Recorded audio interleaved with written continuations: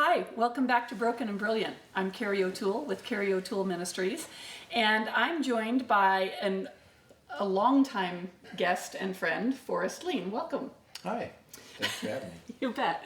Forrest and I met years ago when, I'm trying to even think how we met. I just think I was still looking for answers for adoptive parents who were struggling with children who have reactive attachment disorder. Right. And ran across you somewhere and made an appointment, came into your office, and we met, and then we had met several times and talked, and I was actually on your board for a little bit, and we've just talked through the years about what are the issues that parents have who are dealing with reactive attachment disorder. So you've had some changes in your life, and I thought, let's have you back and just catch up and Sure. have a good conversation. So first of all, can you explain a little bit about reactive attachment disorder for those who don't understand this? Well, not the DSM definition. Yeah. Because that really doesn't do justice to what the problem. In my 38 years really have defined it a lot more succinctly than the DSM. And it really comes down to kids that experience developmental trauma in the first 3 years, where their emotional development is affected, as well as their mental health and how their brains are wired and all of that. But if we look at the first 3 years of life and there's disruption, then we look at how the delay happens for those children. So they get older, they look older, but emotionally they're still a lot younger. So in a lot of ways they're still stuck in that kind of that toddler stage where I want to have my way, I want to be the boss, I want to run things, all of that.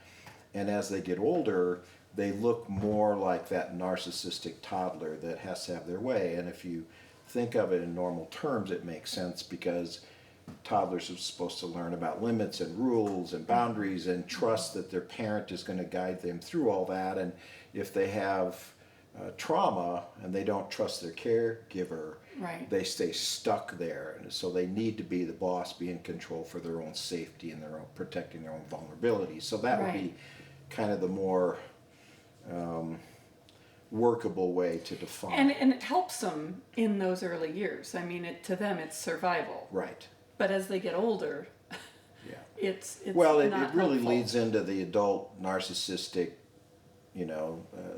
personality disorder. I mean, they stay kind of stuck there their whole life. They don't allow themselves to give control. So people that have narcissistic personality are very controlling people. Yeah. But, if you normalize their early history, it makes sense. Right, and thinking about people who do struggle with narcissism, and most of them don't know that they struggle with it. Everyone else knows that they struggle with it. They don't. They can Right. just appear very arrogant. Right. And it looks like they think they're so great, but really they think they're not worth anything.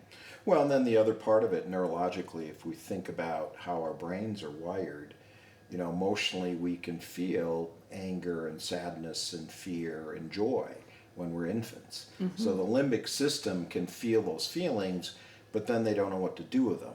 That's why we need parents, because the prefrontal lobes, which is the doing part of the brain, when the baby sends a signal of alarm, alarm, I'm scared or I'm sad, they don't know what to do with it other than cry. And a parent soothes them and calms them, and then they don't develop this disorder. But if they're abused, they're neglected, their brain stayed hardwired in that default PTSD response. Right. Which is what Vanderkoop, is Right. so famous for talking about now and identifying as developmental trauma disorder, which is a Right. better description than reactive attachment disorder. And yet still not in the DSM. Correct. Yes. Don't get me started Yeah. on that. And the DSM is the diagnostic manual for counselors. Mental disorders. Yeah. I call for insurance companies. Yeah. Which, Because if you look at all the symptoms in the DSM, they overlap in so many ways. So if a therapist really isn't versed in this disorder or what it looks like, they're going to define it as oppositional defiant disorder or ADHD or something or five else. things all together. Right. Yeah. Whereas this one would kind of Well, if you think of reactive attachment disorder this way, that developmental trauma is the problem. That creates the alarm brain. Reactive attachment disorder is the reactive response and behaviors to that developmental trauma. So if you put those two together, reactive attachment disorder is something that adopted parents identify because they see it in their development. They see the behaviors and the pushback. The developmental trauma disorder really is kind of the beginning hardwired brain response to traumas. Well, and as you know, I was a mom of a child with reactive attachment disorder, and it blew up our family, which it does many families, and those are the people that I work with now, and they're the people you work with as well in different capacities. But if we think about that whole disorder, and the rest of the world doesn't have a clue that this is going on, and those of us who are dealing with this, we go out and seek counselors. And you and I have talked about this many times, but I remember interviewing counselor after counselor after counselor, and they would say that they knew about this. Okay, I have a child with reactive attachment disorder. Do you deal with this? Oh, yes. And then you go and they don't know anything. And so then when I went back to grad school to study counseling, I'm in my second year, and I kept saying, where's the class on attachment? Where's the stuff on this? Well, there was a class on normal attachment. Not even in mine. No, really? No, well, in your child development class, you should have gotten that. Yeah, a little child development, sure. But I'm like, this is the core to so many things, because early childhood trauma, this is where we're getting addictions and mental health issues and personality disorders and all of the stuff that people are struggling with. And we don't even teach people in grad school about attachment and about attachment disorders. And I asked one of the professors, and she said, you might be able to get something at the PhD level.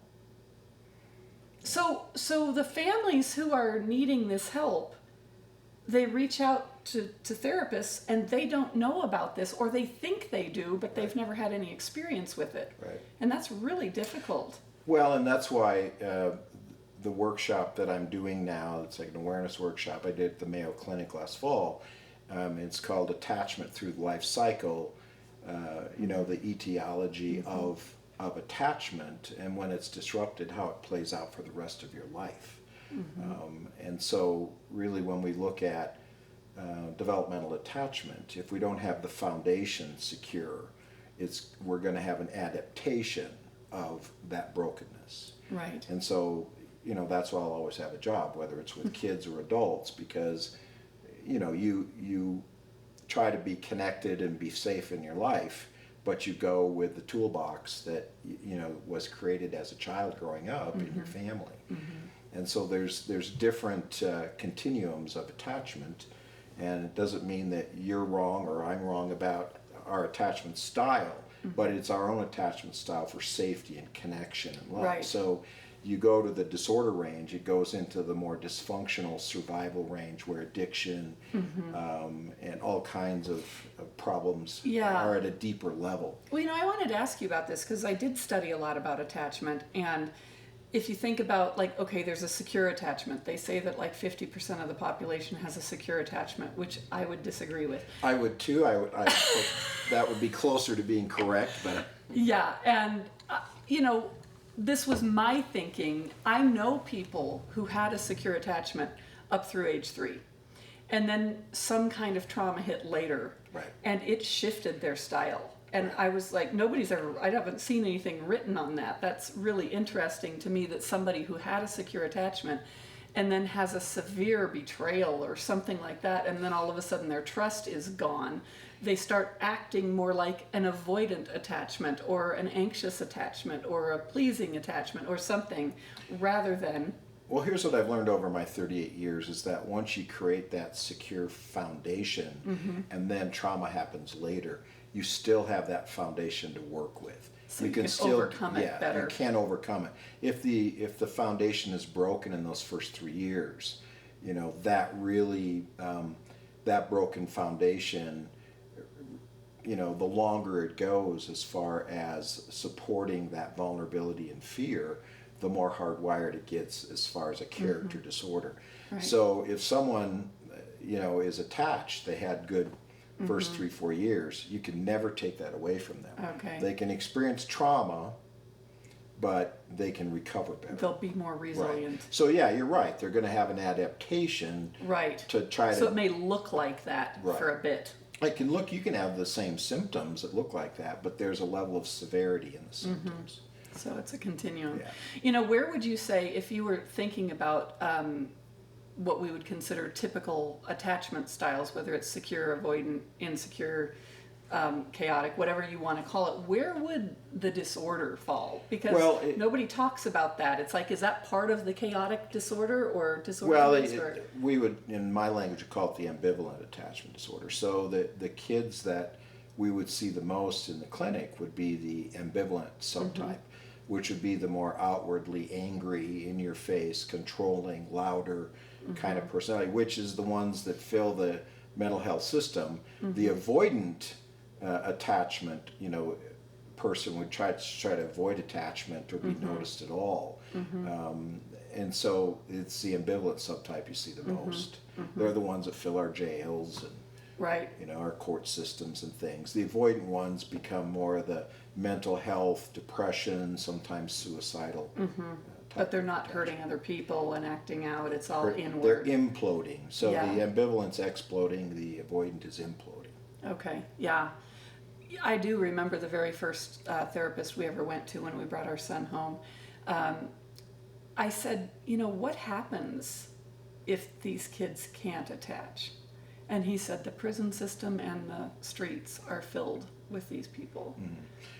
Well, in the general population, someone will say, well, the disorder is not very prevalent. It's like 1% of the population. But if you look at the foster care population, it goes over 40%. There was a study done in '99 looking at 1,100 children in the Northwest in foster care, found that I think it was 40% of the kids suffer in the disorder range. So the continuum of the problem is you've got people with attachment issues, and then if it moves in the disorder, you have mild, moderate, severe attachment disorder. And so people on the lower end of attachment issues are somewhat functioning. Well, they can respond to more traditional therapy approaches. When they get in the disorder range, it just becomes more problematic to reach that vulnerable healing part, that they're so protected against. Right.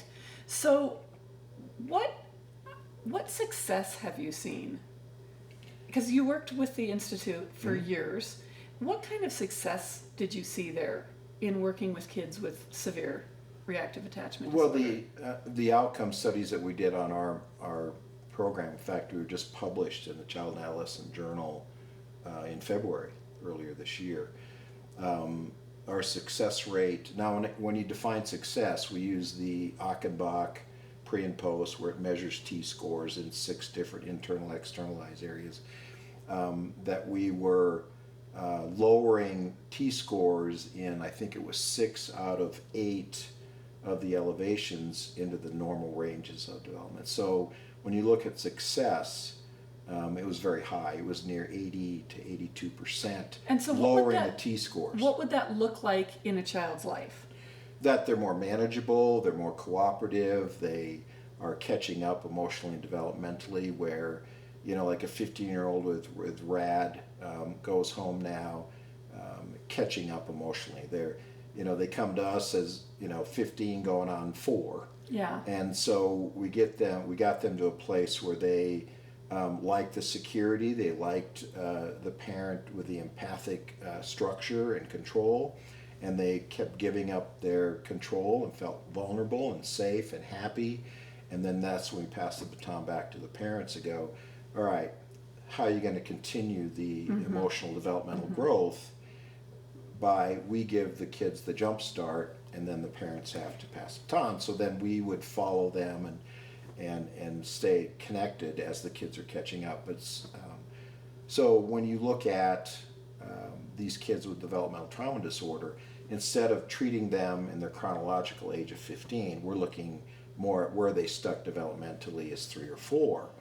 Without being condescending. Correct. And so how do you really treat a 3 and 4 year old, yeah. you have to be watching them all the time, line of sight, someone's in charge, but you're doing it with empathic Right. control, and you don't have the parent that's been in the battle for 5, 6, 7 years, where the two are battling with each other and no one's feeling better. Yeah, you know, I do some work with a treatment facility that's actually in the Caribbean, and I work with the parents on video chat because the parents are all in the U.S. Their kids are there for treatment, and one time the treatment coordinator asked me if I would help the parents have more compassion for their children, and I had an hour, and so. Now, I am one of these parents. And so I'm thinking, first of all, I get the question and I understand why she would be wanting that. She's treating just the children, you know. But my response was to the parents, okay, I've been asked to help you have more compassion for your children. And the way we're going to go about that is talking about what's happened to you. How are you doing? Because I would imagine that every one of you has PTSD. I would imagine that you feel so like overwhelmed with everything and nobody understands you, and you have tried everything, and you're the one responsible for every type of, you know, every interaction, everything with your family, everything with your spouse, everything with your child, everything with all the treatment people, and you're so overwhelmed. And now they're saying, oh, by the way, could you be a little more compassionate with your child who has maybe beat you up and, you know, either at least verbally, whether it's been physical or not, but many times physically too. And so we're not even going to go there. We're going to have some compassion for you and help you feel heard and validated. And what I see is it takes a long time when the parents finally start healing and finally start having some relief in their own life, and then they can go, is this what my kid was dealing with? And there's the compassion. But it takes a long time. So how do you help these parents? Well, I mean, the parents I've talked to for my whole career, I can usually finish their sentences before they tell me, just because I've heard the same story over and over and over again. And so how do you help an adult, a parent, connect to their own emotional wound? Because the kids are great diagnosticians. They will find whatever shortcoming you have in your psyche, and they'll make it this big. And so first of all, can you even recognize what the emotions are that get stirred up in you? And parents will say, I'm angry and angry. Well, anger usually covers up sadness and fear of some kind. Some history button that got hit, and that the anger is a cover-up for that. So I just try to get parents to connect to that, what it brings up for them, and you join with them first, and then they can understand their reaction to the reaction of their child, because it becomes a lose-lose. The child is, we can normalize their response or their behaviors in the context of where they came from, but then the parents, you know, get stirred up also. Yeah. So I say to parents all the time, you know, can you see the gift in the strange package here? And they say, I'm a little tired of that gift. I just want some relief. Can I get a refund? Right. So, and then, you know, kids in the disorder range, it's tough to treat the kids in the home when everybody has PTSD. You know, the other kids in the home, the parents, the marriage is struggling, there's a wedge in the marriage. It's very difficult for someone to come in then and heal the attachment relationships, or because no one make you feels more safe. compassionate. Yeah, because once the team leaves, the in-home team leaves, the kid now is taking out more on the mom figure, because now you made me feel something, and I'm going to try to make sure that team never comes back again. Yeah. Or you won't let them in the door. So you really have to look at what is the breakdown in the family. Yeah, I remember describing what it felt like in our family was like somebody could walk in the room and breathe, and that would trigger somebody, and then that person gives a look, which triggers this person, and then this person over here who's just sitting there is and it's like ping pong balls just flying around the room, and nobody knows what happened. Right. And there's nobody there to help, and nobody is grounded anymore, nobody feels secure, and we're all in chaos, and there's nobody to help. Right. And that's where I think my experience comes in where I can identify the breakdown in the family, not just fix the kid. I think Right. a lot of parents would say, fix my kid, but it's bigger than that, like you just alluded to, that everybody is struggling and suffering in the home. And so what's the treatment plan? Can you keep the child in the home? It really depends on the assessment of the family. Right. You can't just go to, if you take a child in the moderate to severe attachment disorder range, EMDR isn't going to fix the kid, or neurofeedback. Yeah, in or fact, EMDR, therapy. we had our son in for EMDR, and she said he is so wired, until we can get the anxiety a little bit Right. calmed down, we can't even do EMDR. And I'm thinking, but EMDR is the trauma therapy. So Right. how do you calm the trauma if you can't even, Right. you're So too... all of those interventions are valuable interventions. It's just that how do you pull them together in a way that makes sense, where you get recovery. You may not start with EMDR, you may not start with neurofeedback, or you may not, or kids are on the wrong meds, which we see all the time, Right. that they're on usually stimulant meds or ADHD stuff, antidepressants, yeah. and it's making them worse. So how do you look at the problem with the behaviors historically, what's going on in the family, the reaction of the child, and how do you approach the family to get some healing?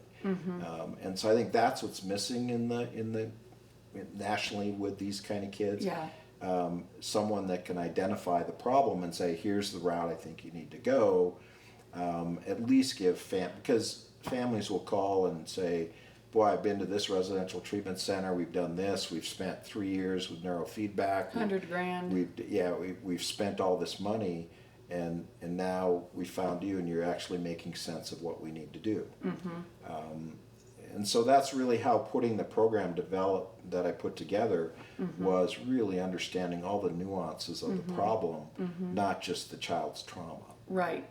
Yeah, it is, for somebody who's lived it, and now I'm somewhat sane, because there were years, and we didn't know each other during those years.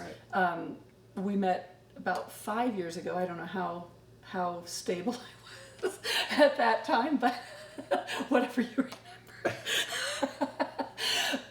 But it takes a long time to heal from this kind of stuff. And it's really difficult, and I can see why people might just bail and say, forget it, I can't, this is too hard, I can't do it. Well, what I always heard from a parent is, you understand, and I think that right there was some relief. You could even hear the sigh on the phone that you understand. And I think, in my career now and being a consultant, to be able to do assessments and treatment planning and so tell us about that, because you just retired from the Institute. So what are you doing now?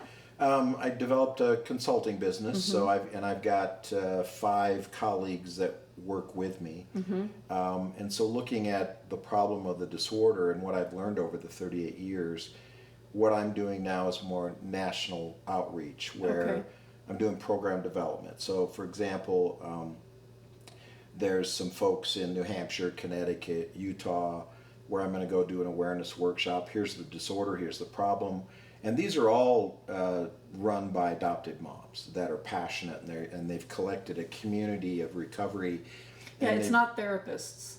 It's no, not the mental these are health moms. community These are all adoptive moms that are trying to find solutions. So I've joined with them, and we've developed a plan to do program development in their community. So I'll go do an awareness workshop, get the awareness with the mental health. Here's what we're doing. They've already got funding sources to fund a program. So I'll go in and say, here's a program development, here's how we're going to do it, train therapists, treatment parents, and develop the program. And so now I get to go out and develop the program I did here in Colorado. So you can multiply it. Yeah, and so it's because I think in the past it's been, everybody wants us to come to their state to open up a program. Well, you can't just do that. I mean, it takes time and money. This way, adoptive families look at the resources in their own community, in their state, and they find people that are willing to support program development or a plan. Right. So I just come in and say, here's the disorder, here's what we've done in Colorado, You know, do you want to get behind this plan? And then I can be a consultant and have my team go into that state and train the treatment parents and the respite providers and the therapists, and so they can set up their program in their state, and then I get to expand the model I created versus just, you know, I couldn't treat, you know, all the kids in the country with this problem, so now I get to go do that. Plus I just love doing that. I love doing the training and consulting, so that's one aspect. Also with human services and adoption agencies, to go in and consult with them.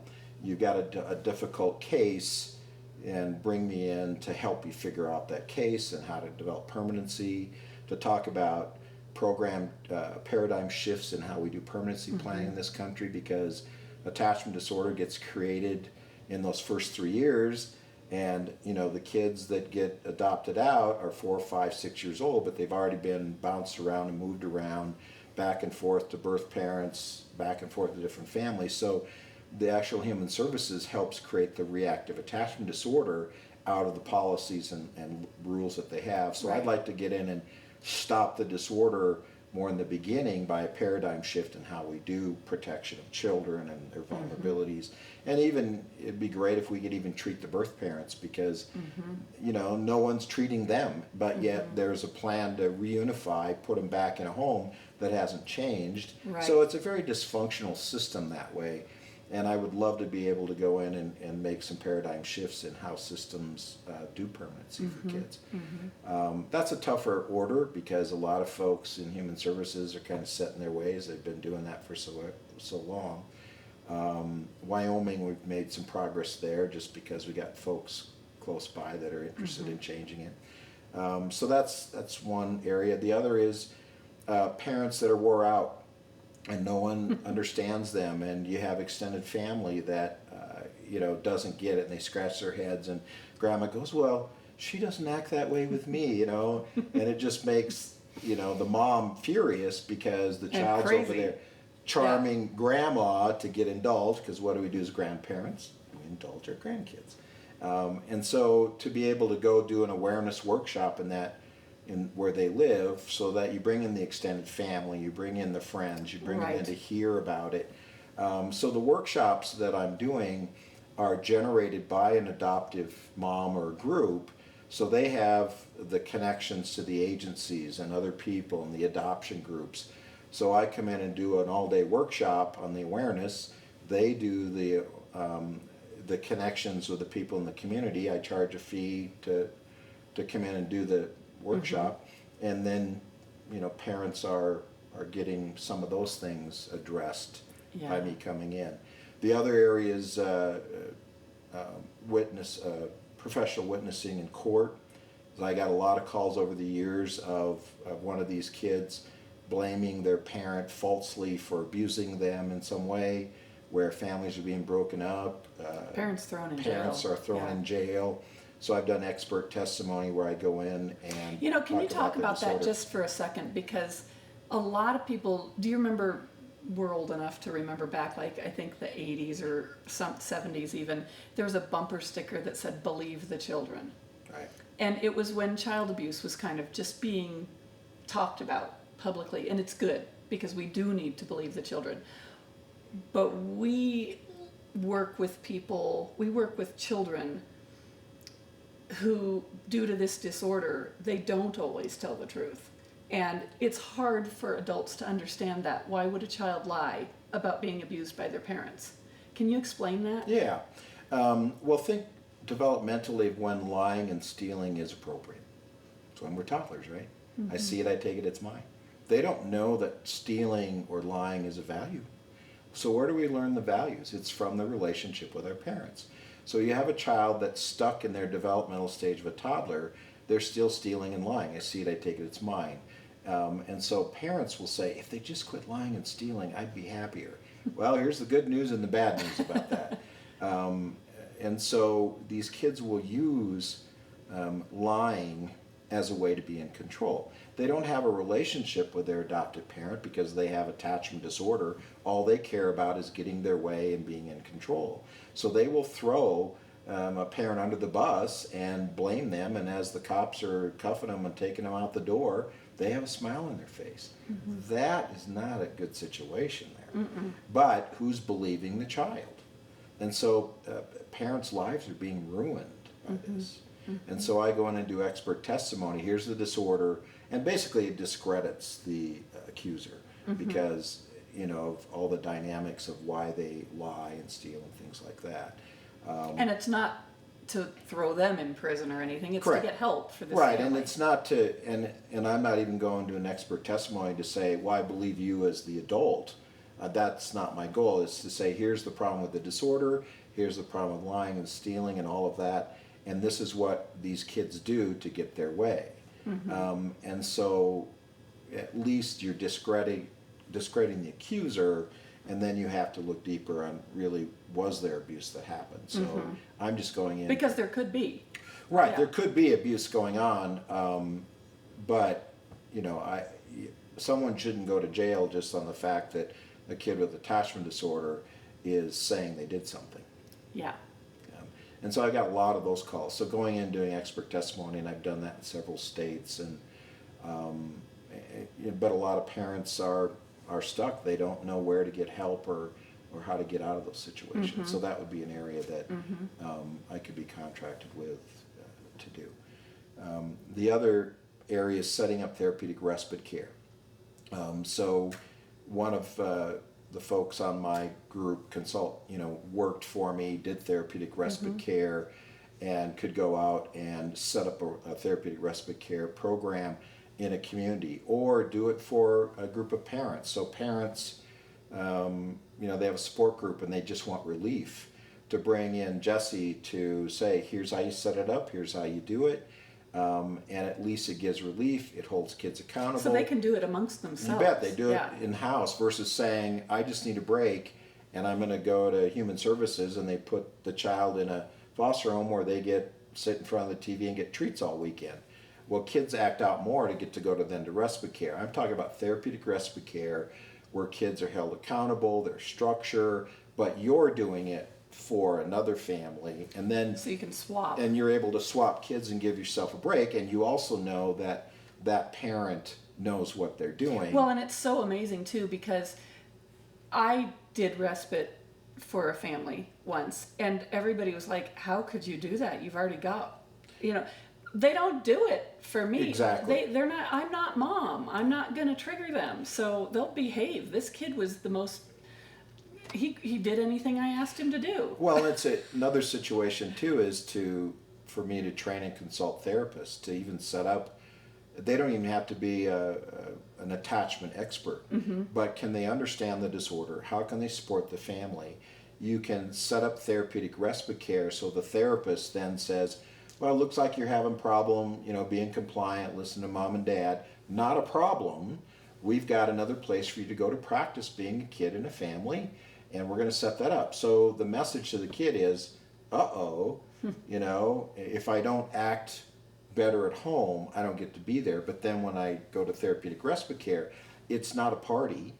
It's structure. It's empathic parenting, but you get trained to basically have the kiddo in your back pocket the whole time, and they're just being compliant, they're listening, they're following through, and the kid says, I don't like being over there. Yeah. Well, I don't care so much whether you can behave or you don't want to behave, but can you? Can you be home and behave better? And then kids can get better in spite of themselves, because acting better or more respectful and responsible, their life does go better. Yeah. And I found that just in our treatment program is that kids would go away from home in one of our skilled therapeutic parent home, feel vulnerable, feel safe, like the structure. They ended up liking themselves better because they were more successful and people liked to be around them, and they learned how to be cooperative in games. So it's a way to backdoor the kids with more of an outpatient approach versus sending them off to treatment, because it's expensive to send them. And many of us know that sometimes treatment, especially if they don't understand reactive attachment disorder, developmental trauma disorder, the kids just learn more maladaptive behaviors. And then they come home and, oh, hey, I learned to cut while I was at treatment. Right. Well, it's the same way with residential treatment centers. Kids get sent off to residential programs behavior modification programs, there's no one to attach to there. If you just follow the rules, you get to hang out with other distorted thinkers. So they like being in those environments because now they're hanging out with other kids that think the same way they do, and they're manipulating, controlling the young staff that are just getting their feet wet, mental health, Yeah. and manipulating the heck out of the staff. And the staff thinks they're doing a great And job. they think they're doing a great job, and the kids act better. That's because they're away from their family. This is a disorder that plays out in families, not in outside the family as Right, much. right. So they can behave better away from the family. It's the relationships in the family that's the Yeah. problem. And so many times I have clients and the mom is just feeling like the worst person on the planet. And I tell her, if I were this child's parent, they would be doing the same thing to me. Right. This is not you in terms of your personality, your character, who you are as a human. This is the fact that you are mom. That's why this is happening. Yep. The nurturing enemy. Mm-hmm. Yep. Yeah, describe that a little bit more. Well, the nurturing enemy can be male or female, but most often it's the mom figure. Mom is the one that's trying to connect and nurture and all of that. And so the kids push back against the one that's trying to connect with them the most. Mm-hmm. And so that's why I call it the nurturing enemy. Mm-hmm. The more you try to love and connect with them, the more they push you away. Right, So what they need the most is what they're scared of the most of. right, right. That's why it's called a disorder. Yes, yes. And I remember you told me years ago that the way you can remember reactive attachment disorder and what it is the way these kids react to attachment is disordered. And I have so many parents like, well, he came home and he had done this, and so I praised him, and then all of a sudden, and it's like, yeah, because you praised him. If this child was an attached child and you praise them, they will feel close to you and want to come near you. When you praise a child, and which is what we think as parents we're supposed to. Well, praise, though, doesn't match their shame core. That these kids don't have good self-esteem. They don't like themselves. They know that they're not lovable. They're not good. So you praise them when they actually didn't really earn the praise or deserve it. They think you're a liar or whatever. So it's like the praise goes inside and falls through the fissures in that broken foundation. It goes right through them and doesn't build, because praise should build. Should build your self-esteem and your confidence. With these kids, it just like goes in and just goes right out the bottom. Down. Yeah, yeah. So what would a parent do in that instance when they see a child doing something good that they're proud of, that they're... Well, another thing that I've established as far as my own language is that you join with their resistance and you join with their successes. And so you join with them versus saying, I'm going to praise the heck out of you. Instead, I'm going to join you and say, well, how'd you feel about that accomplishment at school today? Or, well, you must feel good about that, right? So you want them to take ownership of it versus I'm just going to lavish you I'm with so this. proud of you. Yeah, 'cause I'm they going can't to handle join that. with your success as well as I'm also going to join with your resistance. Yeah. Boy, that must be hard to do that. Well, it must be hard to be in your body today when you're so angry. Yeah. I mean, you're being empathic, but you're joining with the resistance versus taking control of the resistance. It's so funny because I work with parents who are at a crossroads trying to figure out, can this child stay in our home, and can we all be successful if the child stays in our home, or do we need to find another place? And so many times I have parents tell me their parenting issues with their child, and, well, what do I do about this? And I said, listen, if I had figured that part out, my son would still be here. So I'm not good at that. Well, and a lot of people will say, well, isn't it counter to what you're trying to, you're not attaching by removing them. Well, you never had attachment in the first place. Right. You're able to assess whether a child even has attachment to you. And whether they can. Exactly. And, so a lot of times one of the first questions I'll ask a new client is, how far gone is mom? Right. Because in her trauma is what I'm trying Right. to say. Does she have any resources left? Because if I usually will even say, because trauma impacts our bodies so much, I'll ask them, like, don't think too much.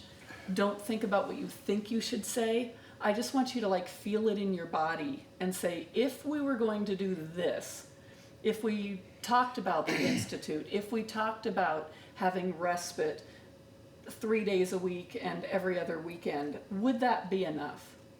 And sometimes they're like, no, that's not enough. I had one parent who said 5 days a week after school until bedtime and every weekend would not be enough respite for her. Well, and I think another reason why I wanted to step out in more of a consulting role too is because there isn't funding. Insurance companies weren't paying for it, so or Medicaid wasn't. So how do you help parents be more proactive in their community to get the services they need? Right, because when they're all traumatized, they're not being activists at this time. Well, I'll tell you, these moms that I'm working with, boy, they're go-getters. And, some of them are connected to the media. Some are connected to some rich philanthropists. They know people. And so how do you bring them to the table to put together a program or support services in your community? And because there's money out there. Yeah. We just have to figure out how to get the people who have the money in the same place with these moms. And we just interviewed Amy Van Tyne last week, so her podcast will be out, and oh, cool. Just exciting to see what they're doing with RAD advocates. Yeah, RAD advocates went to Mayo Clinic with me last fall, and boy, they're go-getters, those three. Yeah, I would have been a part of that if I was still if I was 15 years younger, I don't know where they find the time, but boy, they're passionate. Yeah, I mean, they're supporting families all over the Front Range. They're walking into planning meetings, permanency planning meetings, and helping parents get services and support. So my hat's off to that group. Yeah, absolutely. Tell us a little bit about your adult attachment intensive. The adult attachment intensive that my colleague Margaret Meineke developed over 20 years now was out of working with kids with attachment problems. So we're running into adopted parents that have their own attachment abuse issues, and we were offering an intensive program for adoptive parents that had their own broken attachments, because you can't heal a child's attachment disorder if you have a attachment figure who has their broken attachment as well. So we developed a 6-day intensive model for adults that had their own wounds from their own childhood. And then from there, it's been the most rich,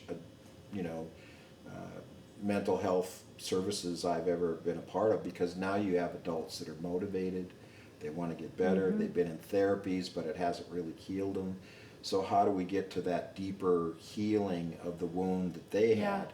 And the people with attachment disorder are not going to be knocking on our door. They're the ones that say, fix my kid, don't look at me. People that have broken attachments, and like I said, these kids will find whatever brokenness there is. Well, if you don't heal that brokenness, it's very tough then for the kid. Which many of us have. Right. Oh, it's more normal than not. So, so that's the whole gift in the strange package thing, is that, here's something that whether your kid gets better or not, can you heal a wound that they're exposing in you?